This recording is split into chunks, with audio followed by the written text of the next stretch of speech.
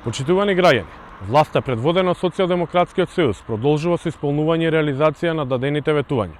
Со поддршка на владата започнавме со реконструкција и проширување на патниот правец Хиподром Илинден, кој долги години беше оштетен и пред се небезбеден за учесниците во сообраќајот. Ги известуваме граѓаните дека овој сериозен проект чини 6 милиона денари, средствата се обезбедени од владата и општините Газибаба и Илинден. Овој значаен инфраструктурен проект го решава прашањето на безбедност и квалитетно поврзување на овој дел од градот. Проектот опфаќа целосна обнова на асфалтот, како и проширување на патот за уште една коловозна лента во должина од 2 км. Дополнително поставуваме тротоарски површини од 2000 метри квадратни, кои овозможува целосна безбедност на пешаците од овој регион.